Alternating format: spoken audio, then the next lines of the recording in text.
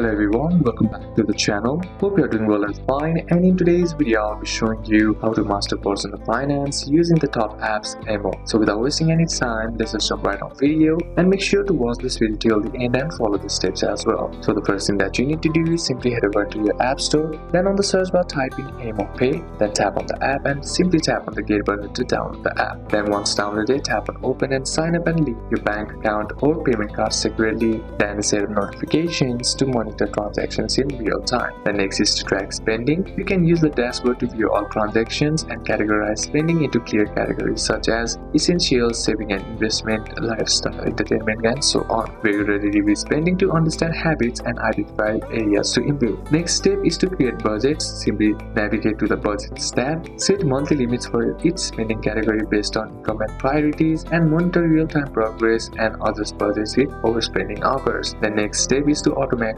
savings. You can use EMOH's Pay Savings feature to create goals like emergency fund, vacation fund, and large purchases or investments, and enable automated transfers or rounders from purchases to grow savings effortlessly. The next step is to track your investments. If EMOH Pay supports investments tracking, link your accounts to monitor growth. You can use dashboards to see portfolio performance and asset allocation. Then you can review contributions and returns to make informed decisions as well. The next is to monitor insights. EMOH Pay provides visual reports and charts like spending by category, saving progress, subscription and recurring bill tracking, and insights help identify overspending and areas for financial optimization. So these are a couple of steps that you can apply, and that's it for today's video guys. Hope this video was useful to you. Leave a like if it did, comment down any questions that you have, and see you soon on the next one.